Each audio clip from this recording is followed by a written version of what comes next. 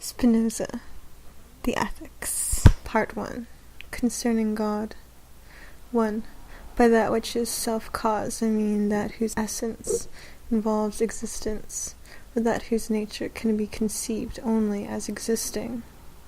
A thing is said to be finite in its own kind, in suo genere finita, when it can be limited by another thing of the same nature. For example, a body is said to be finite because we can always conceive of another body greater than it. So, too, a thought is limited by another thought. But body is not limited by thought, nor thought by body. By substance I mean that which is in itself and is conceived through itself. That is, that the conception of which does not require the conception of another thing from which it has to be formed. By attribute, I mean that which the intellect perceives as substance, as constituting its essence.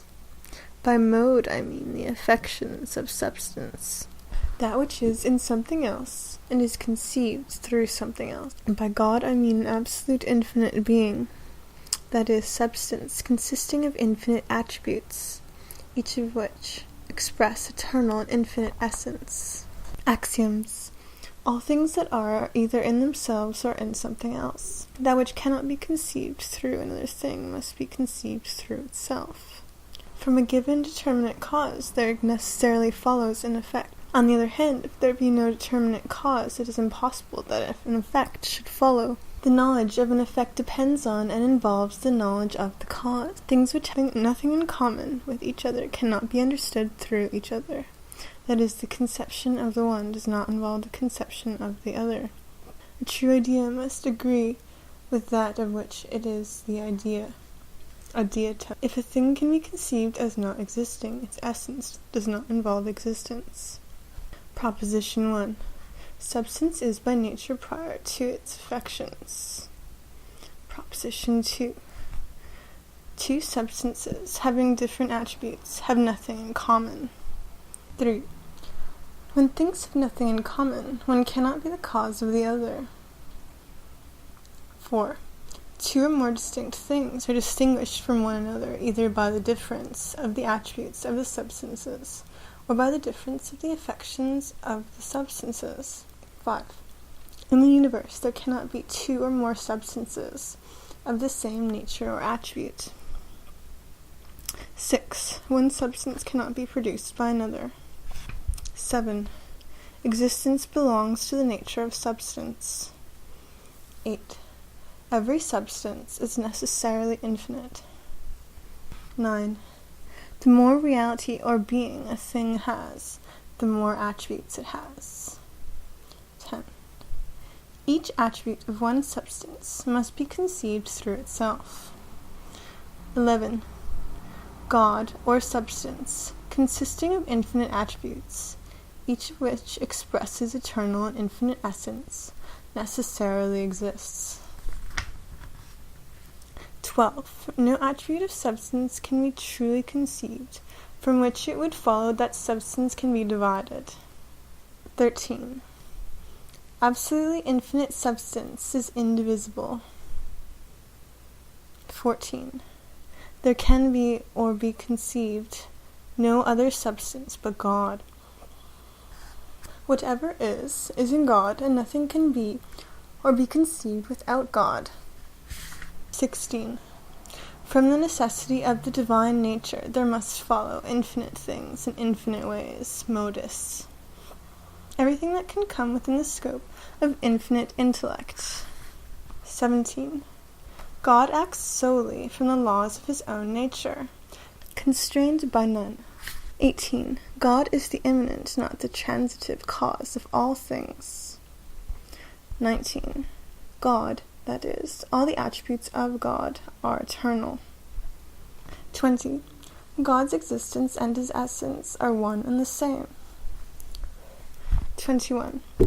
All things that follow from the absolute nature of any attribute of God must have existed always, and as infinite, that is, to the said attribute they are eternal and infinite. 22.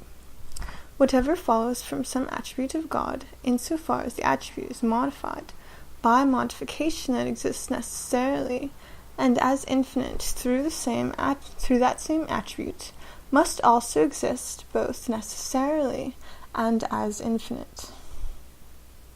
23. Every mode which exists necessarily and as infinite must have necessarily followed either from the absolute nature of some attribute of God, or from some attribute modified by modification which exists necessarily and as infinite. 24. The essence of things produced by God does not involve existence. 25. God is the efficient cause not only of the existence of things, but also of their essence. 26. A thing which has been determined to act in a particular way has necessarily been so determined by God, and a thing which has not been determined by God cannot determine itself to act. 27. A thing which has been determined by God to act in a particular way cannot render itself undetermined. 28. Every individual thing, i.e. anything whatever, which is finite and has a determinate existence, cannot exist or be determined to act unless it be determined to exist and to act by another cause, which is also finite, and has a determinate existence. And this cause, again, cannot exist or be determined to act unless it be determined to exist and to act by another cause, which is also finite, and has a determinate existence, and so ad infinitum. 29. Nothing in nature is contingent, but all things are from the necessity of the divine nature determined to exist and to act in a definite way. Nothing in nature is contingent, but all things are from the necessity of the divine nature determined to exist and to act in a definite way. 30. The finite intellect in act, or the infinite intellect in act, must comprehend the attributes of God and the affections of God, and nothing else. 31. The intellect in act, whether it be finite or infinite, as also will, desire, love, etc., must be related to natura naturata, not to natura naturans. 32. Will cannot be called a free cause, but only a necessary cause. 33. Things could not have been produced by God in any other way or in any other order than is the case. 34. God's power is his very essence. 35. Whatever we conceive to be within God's power necessarily exists. 36. Nothing exists from whose nature an effect does not follow. Part 2 of the nature and origin of the mind. I now pass on to the explication of those things that must necessarily have followed from the essence of God, the eternal and infinite being. Not indeed all of them, for we proved in Proposition 16, Part 1. From his essence there must follow infinite things, in infinite ways, but only those things that can lead us, as it were, by the hand to the knowledge of the human mind and its utmost blessedness. Definition 1. By body I understand a mode that expresses in a definite and a determinate way God's essence, insofar as he is considered as an extended thing. 2. I say that there pertains to the essence of a thing that which, when granted, the thing is necessarily posited, and by the annulling which the thing is necessarily annulled, or that without which the thing can neither be nor be conceived, and vice versa, that which cannot be or be conceived without the thing. 3. By idea I understand a conception of the mind which the mind forms because it is a thinking thing. Axioms. 1. The essence of a human does not involve necessary existence. That is, from the order of nature, it is equally possible that a certain human exists or does not exist. Number 2. The human thinks. 3. Modes of thinking, such as love, desire, or whatever emotions are designated by name, do not occur unless there is in the same individual the idea of the thing loved, desired, etc. The thing can be without any other mode of thinking. 4. We feel a certain body to be affected in many ways. 5. We do not feel or perceive any individual things except bodies and modes of thinking. Proposition 1. Thought is an attribute of God, i.e., God is a thinking thing. Proposition 2. Extension is an attribute of God, i.e., God is an extended thing. Proposition 3. In God there is necessarily the idea both of his essence and of everything that necessarily follows from his essence. 4. The idea of God from which infinite things follow in infinite ways must be one and one only. 5.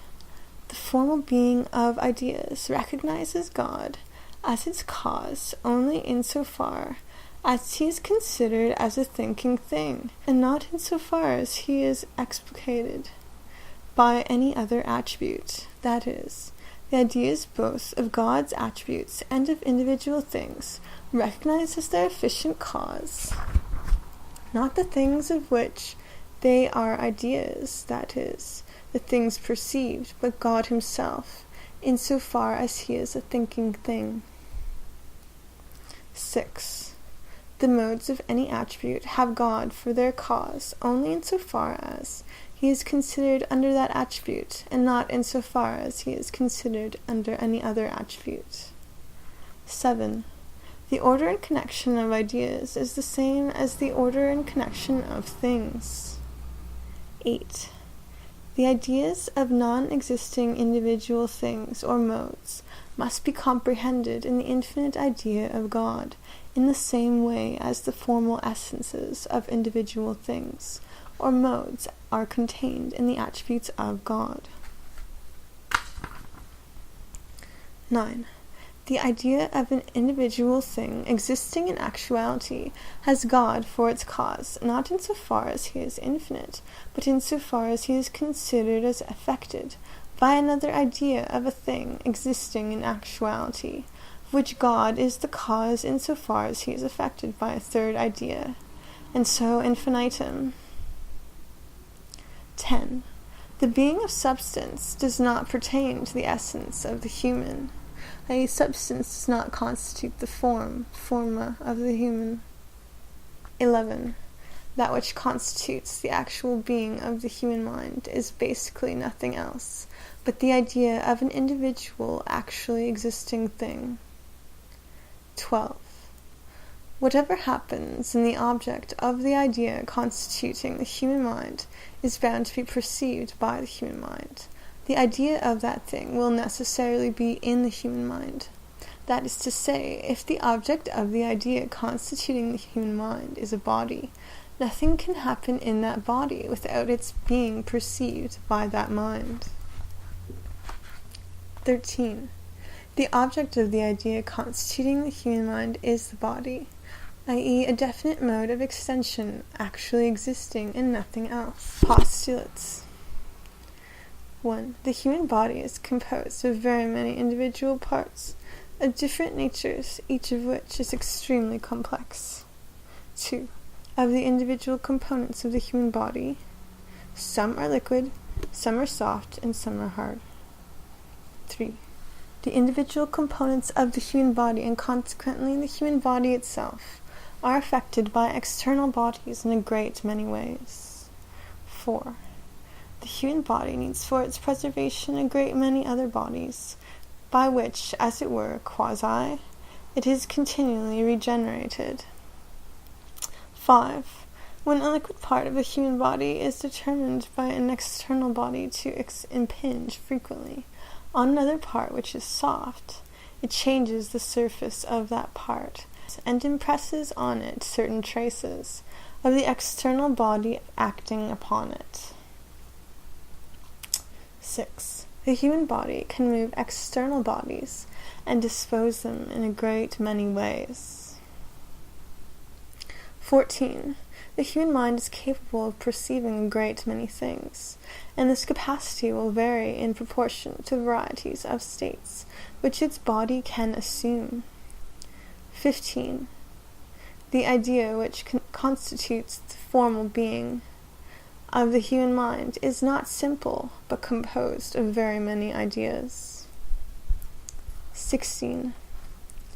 The idea of any mode wherein the human body is affected by external bodies must involve the nature of the human body together with the nature of the external body. 17. If the human body is affected in a way, modo, that involves the nature of some external body, the human mind will regard that same external body as actually existing, or as present to itself, until the human body undergoes a further modification, which excludes the existence or presence of the said body.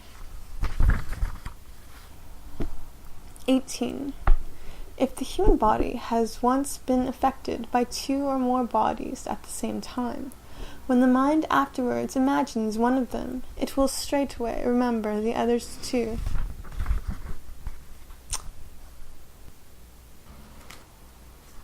19. The human mind has no knowledge of the body, nor does it know it to exist, except through ideas of the affections by which the body is affected.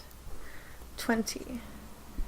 There is also in God the idea or knowledge of the human mind, and this follows in God and is related to God in the same way as the idea or knowledge of the human body.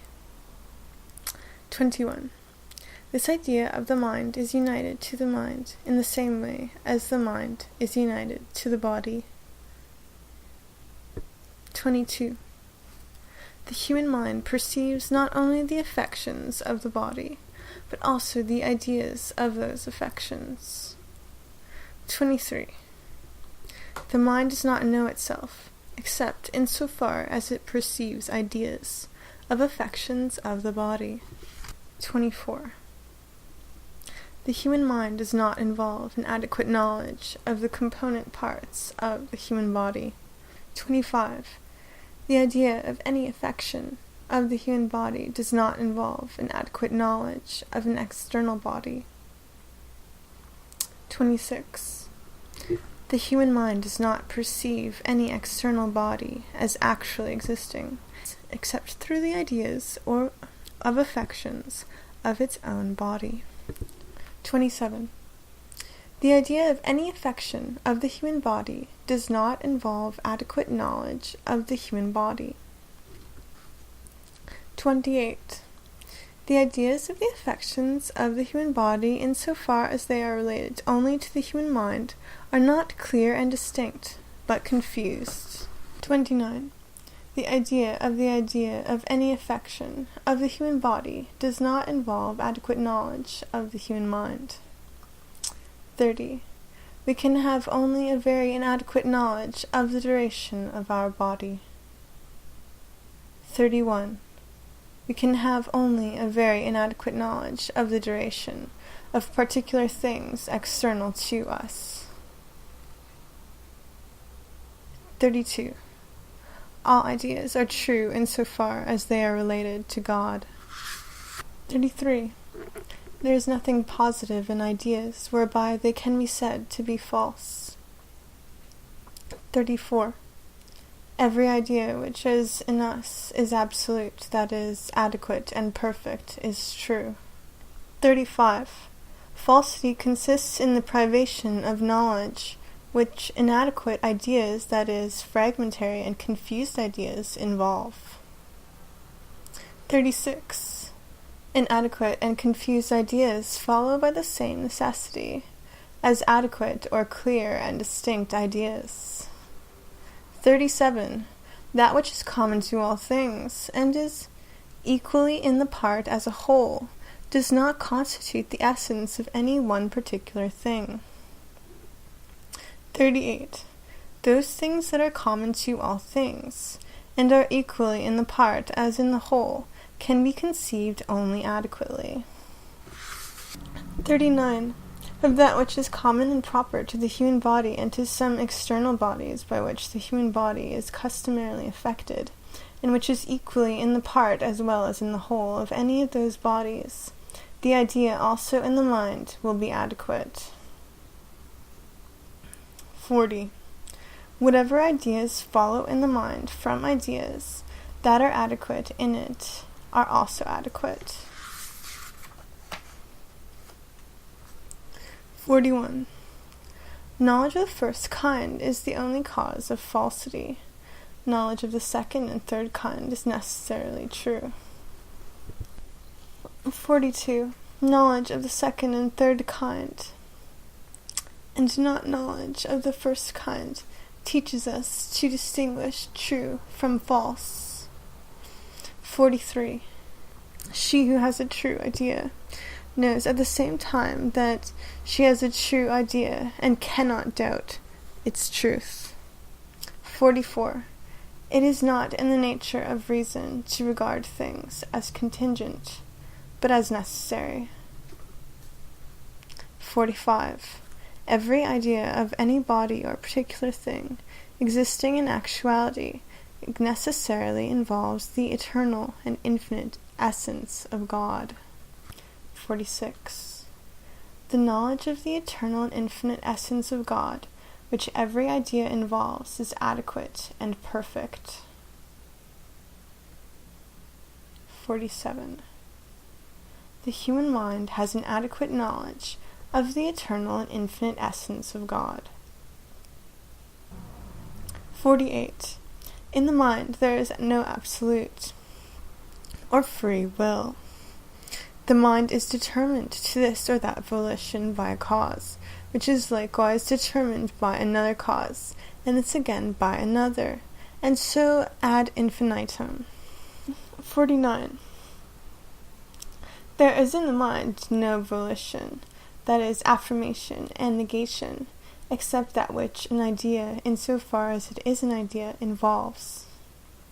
Part 3. Concerning the origin and nature of the emotions. Definitions. 1. I call that an adequate cause, whose effect can be clearly and distinctly perceived through the said cause. I call that an inadequate or partial cause, whose effect cannot be understood through the said cause alone. 2.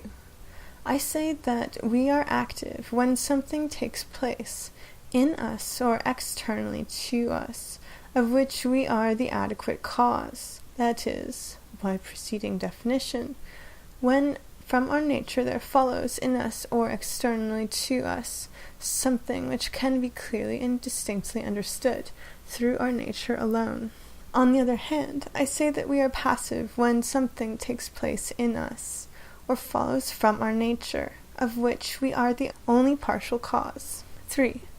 By emotion, affect us. I understand the affections of the body, by which the body's power of activity is increased or diminished, assisted or checked, together with the ideas of those affections. Thus, if we can be the adequate cause of one of those affections, then by emotion I understand activity, otherwise passivity. Proposition 1. Our mind is in some instances active, and in other instances passive. Insofar as it has adequate ideas, it is necessarily active, and insofar as it has inadequate ideas, it is necessarily passive. 2. The body cannot determine the mind to think, nor can the mind determine the body to motion or rest, or to anything else, if there is anything else. 3. The active states, axioms, of the mind arise only from adequate ideas. Its passive states depend solely on inadequate ideas. 4. No thing can be destroyed except by an external cause. 5. Things are of a contrary nature, that is, unable to subsist in the same subject, to the extent that one can destroy the other. 6. Each thing, insofar as it is in itself, endeavors to persist in its own being. 7. The conatus, to which each thing endeavors to persist in its own being, is nothing but the actual essence of the thing itself. 8.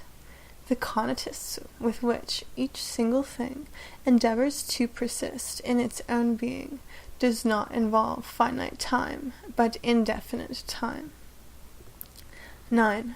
The mind, both insofar as it has clear and distinct ideas, and insofar as it has confused ideas, endeavors to persist in its own being over an indefinite period of time, and is conscious of this conatus.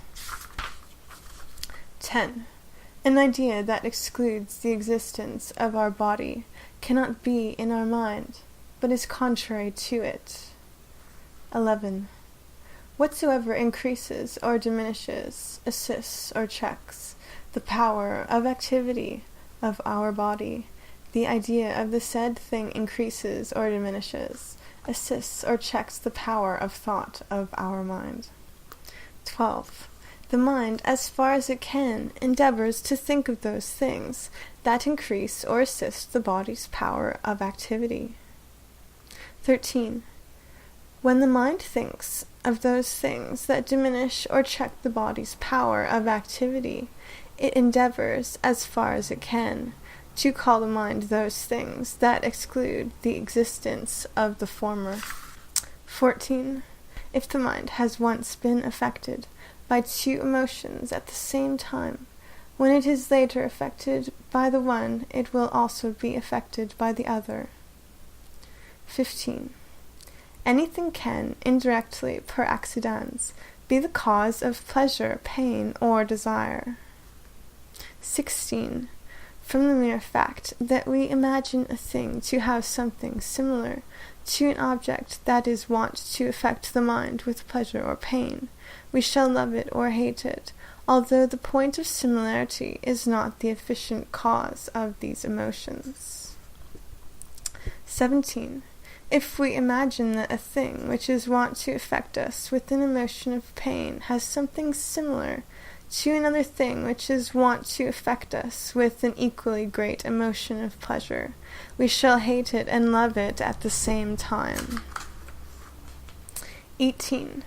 From the image of a thing, past or future human is affected by the same emotion of pleasure or pain as from the image of a thing present. 19. She who imagines that what she loves is being destroyed will feel pain.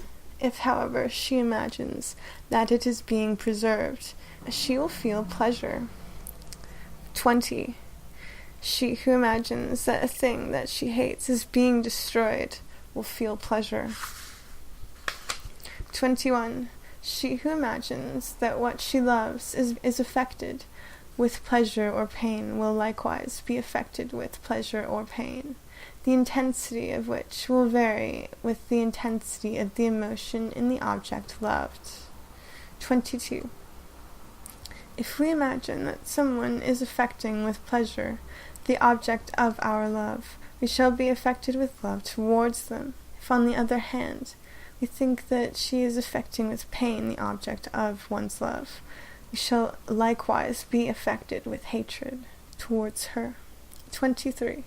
She who imagines that what she hates is being affected with pain will feel pleasure. If, on the other hand, she thinks of it as affected with pleasure, she will feel pain. Both of these emotions will vary in intensity inversely with the variation of the contrary emotion in that which she hates. 24. If we imagine someone to be affecting with pleasure a thing that we hate, we shall be affected with hate towards her too. If, on the other hand, we think of her as affecting with pain said thing, we shall be affected with love towards her. 25. We endeavor to affirm of ourselves and of an object loved whatever we imagine affects us, or the loved object with pleasure, and, on the other hand, To negate whatever we imagine affects us, or the loved object with pain. 26. We endeavor to affirm of that which we hate whatever we imagine affects it with pain, and on the other hand to deny what we imagine affects it with pleasure. 27. From the fact that we imagine a thing, like ourselves, towards which we have felt no emotion, to be affected by an emotion, we are thereby affected by a similar emotion. 28. We endeavor to bring about whatever we imagine to be conducive to pleasure, but we endeavor to remove or destroy whatever we imagine to be opposed to pleasure and conducive to pain. 29. We also endeavor to do whatever we imagine human to regard with pleasure, and on the other hand, we shun whatever we imagine human to regard with aversion. 30. If anyone has done something which she imagines affects others with pleasure, she will be affected with pleasure accompanied by the idea of herself as a cause. That is, she will regard herself with pleasure. If, on the other hand, she imagines that she has done something which affects others with pain, she will regard herself with pain. 31. If we think that someone loves, desires, or hates something that we love, desire, or hate, that very fact will cause us to love, desire, or hate the thing more steadfastly. But if we think she dislikes what we love, or vice versa, then our feelings will fluctuate. 32.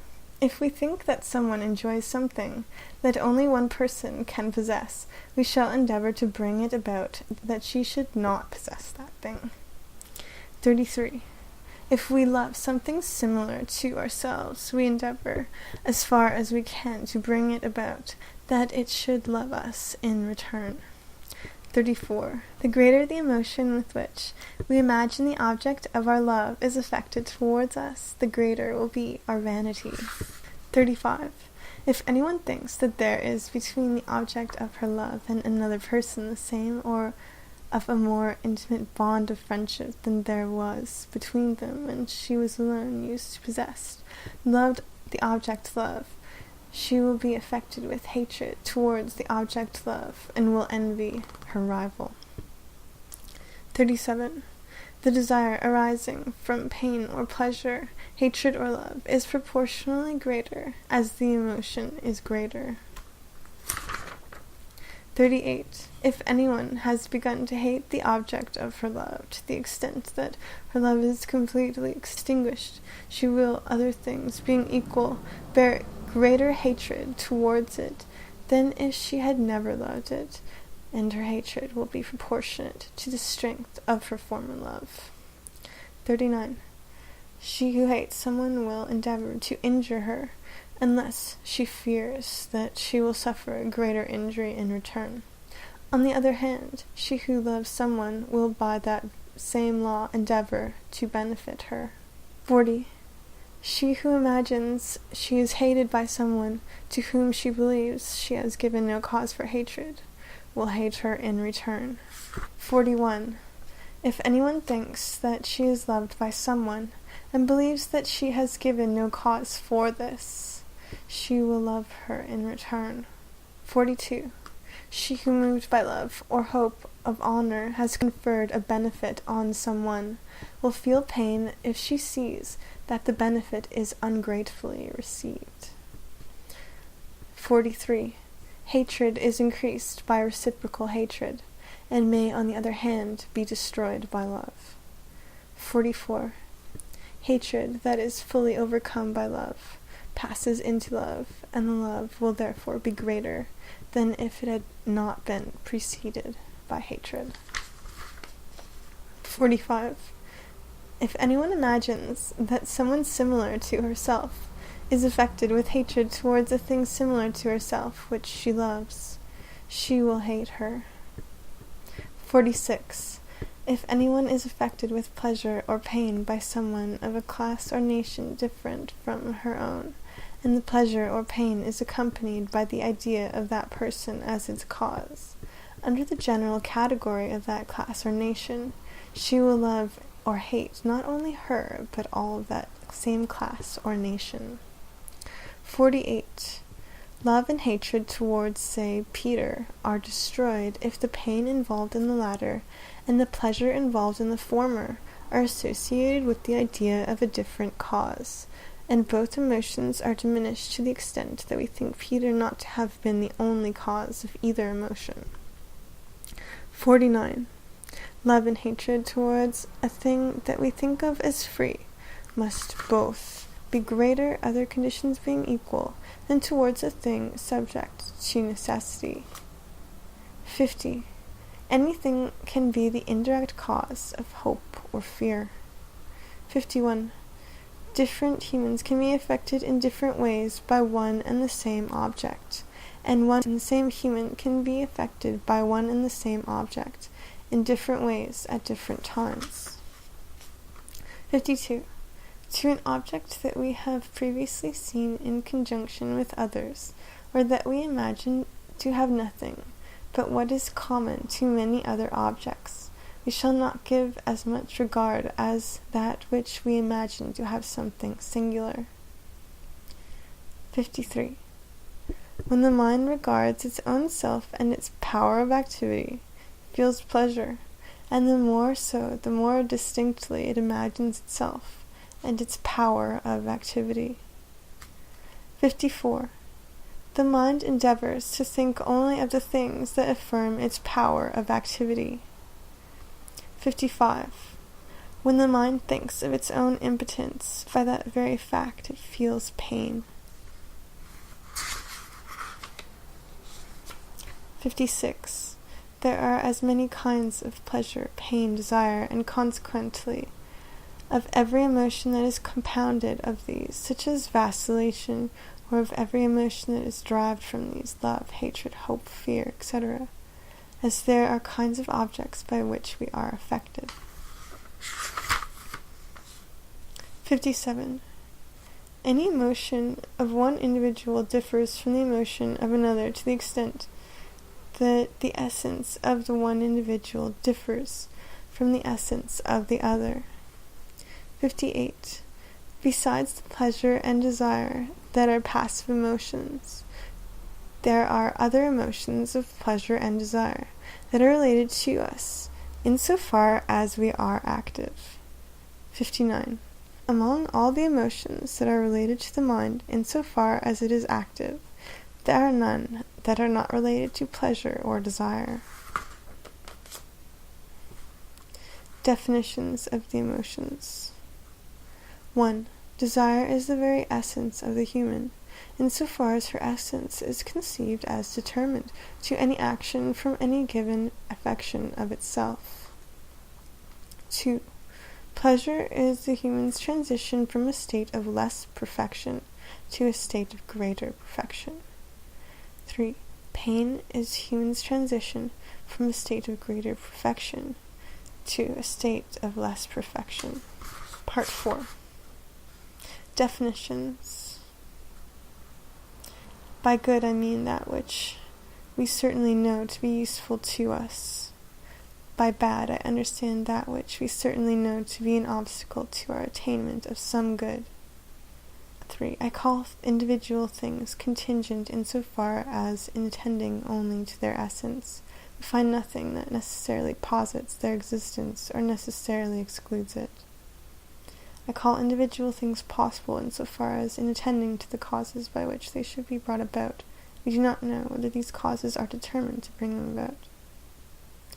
In what follows by conflicting emotion, I shall understand those that draw a human in different directions, although they belong to the same genus, such as dissipation and avarice, which are species of love, and contrary not by nature, but indirectly, per accidens. By the end for the sake of which we do something, I mean appetite. By virtue and power, I mean the same thing. that is, virtue, insofar as related to the human, is the human's very essence, or nature insofar as she has power to bring about that which can be understood solely through the laws of her own nature. Axiom. There is in nature no individual thing that is not surpassed in strength and power by some other thing. Whatsoever thing there is another more powerful, by which the said thing can be destroyed. Proposition 1. Nothing positive contained in a false idea can be annulled by the presence of what is true, insofar as it is true. 2. We are passive insofar as we are a part of nature, which cannot be conceived independently of other parts. 3. The force of use whereby a human persists in existing is limited, and infinitely surpassed by the power of external causes. 4. It is impossible for a human not to be part of nature, and not undergo changes other than those which can be understood solely through her own nature, and of which she is the adequate cause. 5. The force and increase of any passive emotion and its persistence in existing is defined not by the power whereby we ourselves endeavor to persist in existing, but by the power of external causes compared with our own power. 6. The force of any passive emotion can surpass the rest of the human's activities or power, so that the emotion stays firmly fixed in her. 7. An emotion cannot be checked or destroyed except by a contrary emotion which is stronger than the emotion which is to be checked. 8. Knowledge of good and evil is nothing other than the emotion of pleasure or pain insofar as we are conscious of it. 9. An emotion whose cause we think to be with us in the present is stronger than it would be if we did not think the said cause to be with us. 10. We are affected towards a future thing which we imagine to be imminent more intensely than if we were to imagine its time of existence to be further away from the present. We are also affected by remembrance of a thing we imagine to belong to the near past more intensely than if we were to imagine it to belong to the distant past. 11. An emotion towards a thing which we cannot think of as inevitable, necessarious, is more intense, other things being equal, than emotion towards a thing possible, or contingent, that is, not inevitable. 12. Emotion towards a thing which we know not to exist in the present, and which we imagine to be possible is, other things being equal, more intense than emotion towards a contingent thing. 13. Emotion towards a contingent thing which we know not to exist in the present is, other things being equal, feebler than emotion towards a thing past. 14. No emotion can be checked by the true knowledge of good and evil insofar as it is true, but only insofar as it is considered as an emotion. 15. Desire that arises from the true knowledge of good and evil can be extinguished or checked by many other desires that arise from the emotions by which we are assailed. 16. The desire that arises from a knowledge of good and evil, insofar as this knowledge has regard to the future, can be the more easily checked or extinguished by desire of things that are attractive in the present. 17. Desire that arises from the true knowledge of good and evil, insofar as this knowledge is concerned with contingent things, can be even easily more checked by desire for things which are present. 18. Desire arising from pleasure is, other things being equal, stronger than desire arising from pain. 19. Every human, from the laws of her nature, necessarily seeks or avoids what she judges to be good or evil. 20.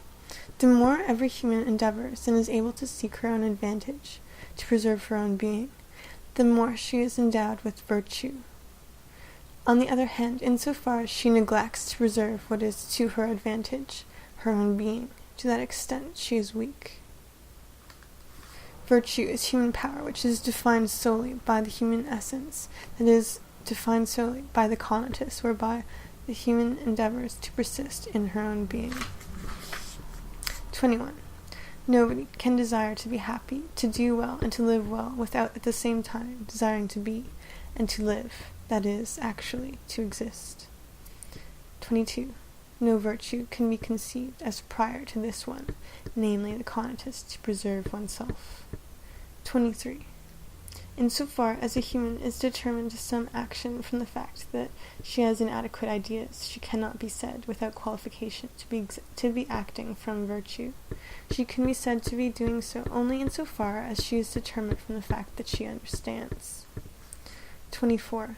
To act in absolute conformity with virtue is nothing else in us but to act, to live, to preserve one's own being. These three mean the same, under the guidance of reason, on the basis of seeking one's own advantage. 25. No one endeavors to preserve her own being for the sake of some other thing. 26. Whatever we endeavor according to reason is nothing else but to understand, and the mind, in so far as it exercises reason, judges nothing else to be to its advantage except what conduces to understanding. 27. We know nothing to be certainly good or evil except what is really conducive to understanding, or what can hinder understanding. 28. The mind's highest good is the knowledge of God, and the mind's highest virtue is to know God. 29. No individual thing whose nature is quite different from ours can either assist or check our power to act, and nothing whatsoever can be either good or evil for us, unless it has something in common with us. 30. No thing can be evil for us through what it possesses in common with our nature, but insofar as it is evil for us, it is contrary to us. 31. Insofar as a thing is in agreement with our nature, to that extent it is necessarily good. 32.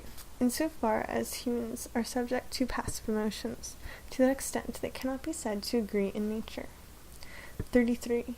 Humans can differ in nature insofar as they are assailed by emotions that are passive, and to that extent one and the same human too is variable and inconstant. 34.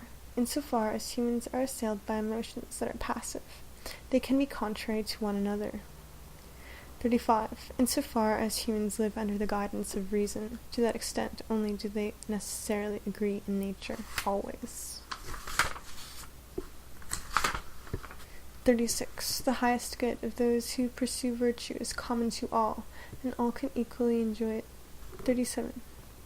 The good which every human who pursues virtue aims at for herself, she will also desire for the rest of humankind, and all the more as she acquires a greater knowledge of God. 38. That which so disposes the human body that it can be affected in more ways, or which renders it capable of affecting external bodies in more ways, is advantageous to the human, and proportionally more advantageous as the body is therefore rendered more capable of being affected in more ways, and of affecting more bodies in more ways. On the other hand, that which renders the body less capable in these respects is harmful. 39.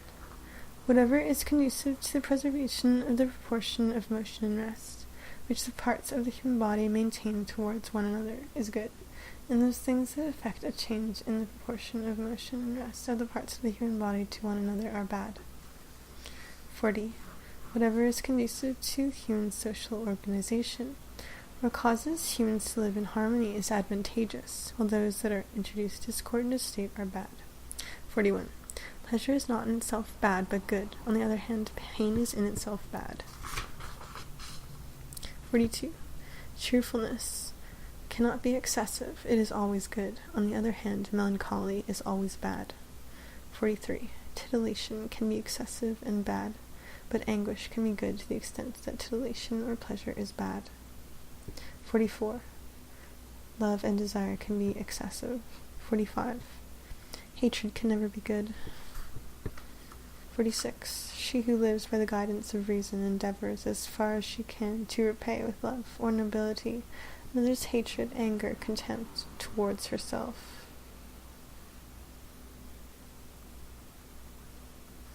47. The emotions of hope and fear cannot be good in themselves. 48. The emotions of overesteem and disparagement are always bad. 49. Over-esteem is apt to render its recipient proud. 50. It is the human who lives by the guidance of reason. Pity is in itself bad and disadvantageous. 51. Approbation, favor, is not opposed to reason. It can agree with reason and arise from it. 52.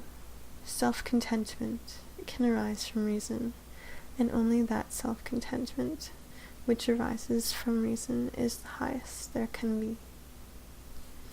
53. Humility is not a virtue, that is, does not arise from reason. 54. Repentance is not a virtue, does not arise from reason.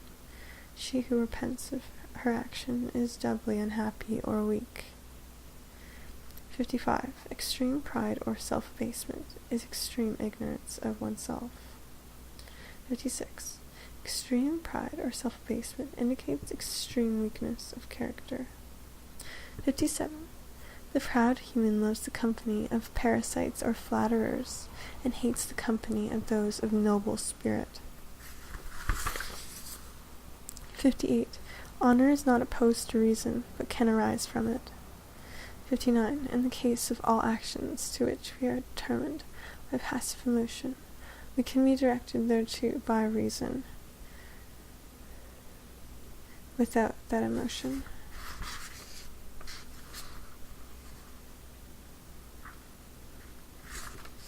60.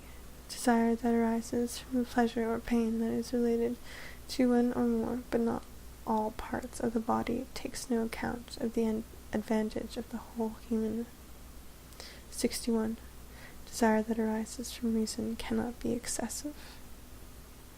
62. Insofar as the mind conceives things in accordance with the dictates of reason, is equally affected whether the idea be of the future, in the past, or the present. 63. She who is guided by fear and does good so as to avoid evil is not guided by reason. 64. Knowledge of evil is inadequate knowledge. 65.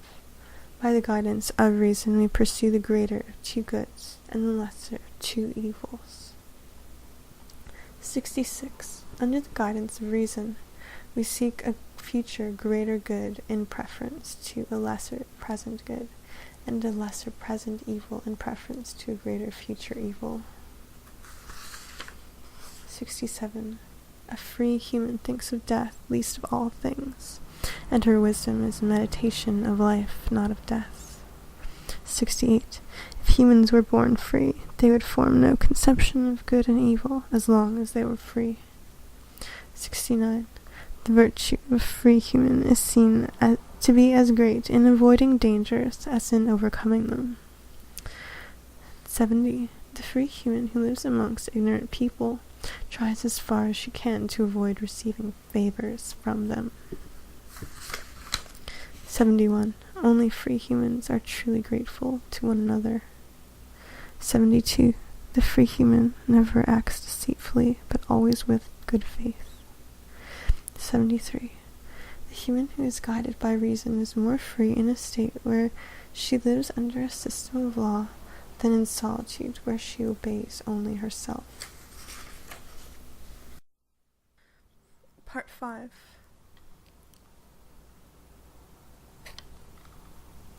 Axioms. 1. If two contrary actions are instigated in the same subject, a change must necessarily take place in both, or in the one of them, until they cease to be contrary. 2. The power of an effect is defined by the power of the cause, insofar as its essence is explicated or defined through the essence of its cause. Proposition 1. The affections of the body, that is, the images of things, are arranged and connected in the body in exactly the same way as thoughts, and the ideas of things are arranged and connected in the mind. 2.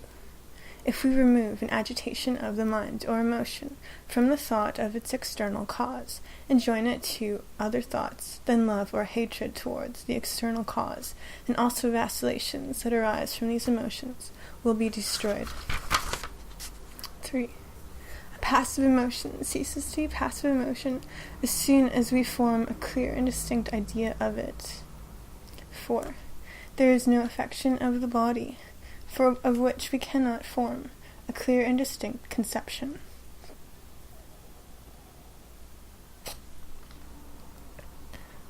5. An emotion towards a thing which we imagine merely in itself, and not as necessary, possible, or contingent, is the greatest of all emotions, other things being equal. 6.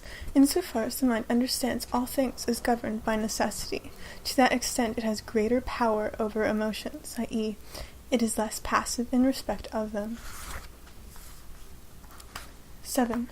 Emotions which arise or originate from reason are, if we take account of time, more powerful than those that are related to particular things which we regard as absent. 8. The greater the number of causes that simultaneously concur in arousing an emotion, the greater the emotion. 9. An emotion that is related to several different causes, which the mind regards together with the emotion itself, is less harmful, and we suffer less from it, and are less affected towards individual cause, than if we were affected by another equally great emotion, which is related to only one or to a few causes. 10.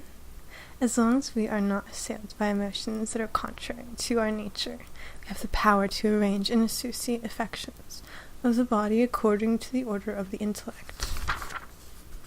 11. In proportion as a mental image is related to more things, the more frequently does it occur, i.e., the more often it springs to life, and the more it engages the mind. 12. Images are more readily associated with those images that are related to things which we clearly and distinctly understand than they are to others. 13. The greater the number of other images with which an image is associated, the more often it springs to life. 14. The mind can bring it about that all the affections of the body, i.e., images of things, can be related to the idea of God. 15. She who clearly and distinctly understands herself and her emotions loves God, and the more so, the more she understands herself and her emotion. 16. This love towards God is bound to hold chief place in the mind. 17. God is without passive emotions, and he is not affected with any emotion of pleasure or pain. 18. No one can hate God. 19. She who loves God cannot endeavor that God should love her in return.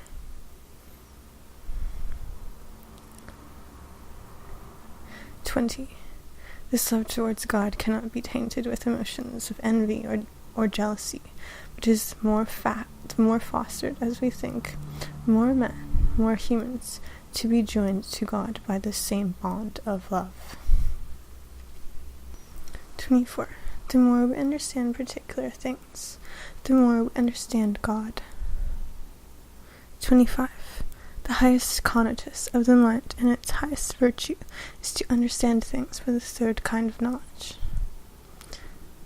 26. The more apt the mind is for understanding things with the third kind of knowledge, the more it desires to understand things with the same kind of knowledge. 27. From this third kind of knowledge there arises the highest possible contentment of mind. 28. The conatus, or desire, to know things by the third kind of knowledge cannot arise from the first kind of knowledge, from the second. 29.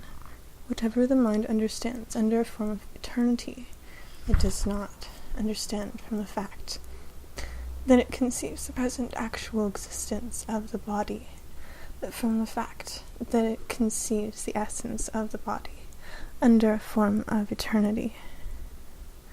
30.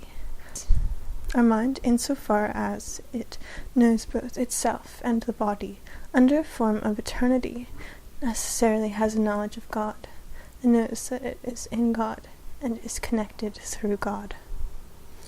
31. The third kind of knowledge depends on the mind as its formal cause, insofar as the mind is eternal. 32. We take pleasure in whatever we understand by the third kind of knowledge, and this is accompanied by the idea of God as cause. 33. The intellectual love of God, which arises from the third kind of knowledge, is eternal. 34.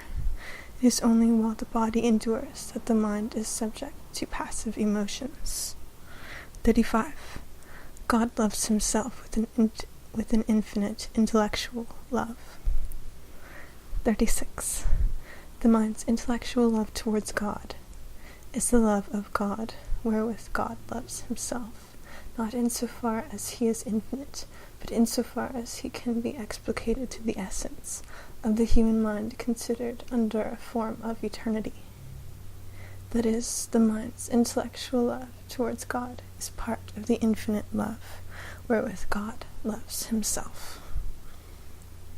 37. There is nothing in nature which is contrary to this intellectual love, or which can destroy it. 38. The greater the number of things the mind understands, but the second and third kinds of knowledge, the less subject it is to emotions that are bad, and the less it fears death. 39. She whose body is capable of the greatest amount of activity has a mind whose greatest part is eternal. 40. The more perfection a thing has, the more active and less passive it is. Conversely, the more active it is, the more perfect it is. 41. Even if we did not know that our mind is eternal, we should still regard as being of prime importance piety and religion, and to sum up completely everything which in part 4 we showed to be related to courage and nobility. 42. Blessedness is not the reward of virtue, but virtue itself. We do not enjoy blessedness because we keep our lusts in check. On the contrary, it is because we enjoy blessedness that we are able to keep our lusts in check. End.